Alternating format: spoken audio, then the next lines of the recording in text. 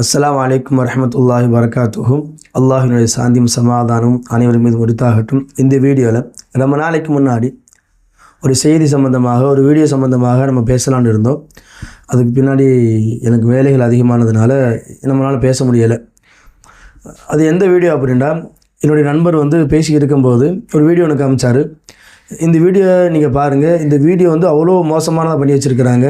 Israel நாட்டை சேர்ந்த ஒரு நபர் ஒரு யூதன். அவன் யூதன் என்ன செஞ்சுருக்கிறான், குர்ஆனுடைய வசனத்தை இசையோடு சேர்த்துருக்கிறான். நம்ம இசையை ஹராம்னு சொல்கிறோம்.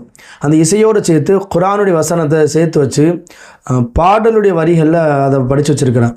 இப்போ வரக்கூடிய காலங்களில் நம்முடைய பிள்ளைகள் இந்த மாதிரியான வசனங்களை கேட்குறாங்க, சாங்ஸினுடைய நடைகளில் வசனங்கள் ஆயத்துக்களை கேட்குறாங்க அப்படின்னா அதே மாதிரி ஓத ஆரம்பிச்சிருவாங்க. அப்போ இந்த வீடியோவை உங்களுக்கு மத்தியில் நம்ம காட்டலாமா வேணாமா அப்படின்ட்டு நம்ம யோசிச்சுக்கிட்டே இருந்ததுனால, இப்போ காட்டாமல் போயிட்டோம் அப்படின்னா அதிகமான ஓதக்கூடிய பிள்ளைகள், குர்ஆனை மனப்பாடம் செய்யக்கூடிய பிள்ளைகள் என்ன செஞ்சுருவாங்க, அதே மெட்டில் ஓத ஆரம்பிச்சிருவாங்க. அடிப்படையில் சமூக சார்ந்த அக்கறையின் அடிப்படையில் இந்த குர்ஆன் வசனத்தை நம்ம என்ன செய்கிறோம், சூறாக்களை நம்ம பதிவு செய்கிறோம். ஒரே ஒரு சூறா தான் பதிவு செய்வோம். அதிகமான குர்ஆனுடைய ஆயத்துகளையும் வசனங்களையும் சூறாக்களையும் அதே மாதிரி ஓதியிருக்கிறாங்க. இதில் அந்த வசனங்கள் மட்டும் நம்ம பதிவு செய்வோம், ஆனால் அந்த ஐடி இருக்குல்ல அதை நம்ம பதிவு செய்ய மாட்டோம். ஏன் அப்படின்னா, அதிகமான நபர்கள் நம்முடைய வீடியோக்களை பார்க்குறீங்க.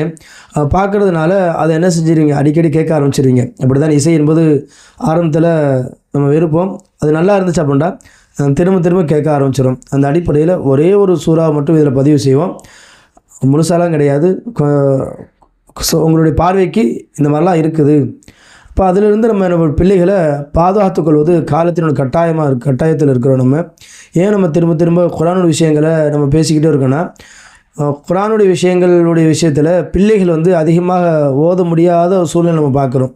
காரணம் என்ன, பேரண்ட்ஸ்கிட்ட கேட்டால் ஸ்கூலுக்கு போகிறாங்க, 8வது தாண்டினதுக்கு பின்னாடி 8வது முடித்ததுக்கு பின்னாடி 9th 10th 11th 12th போகும்போது பிள்ளைகள் குர்ஆனுடைய கல்வியிலிருந்து தூரமாகறாங்க.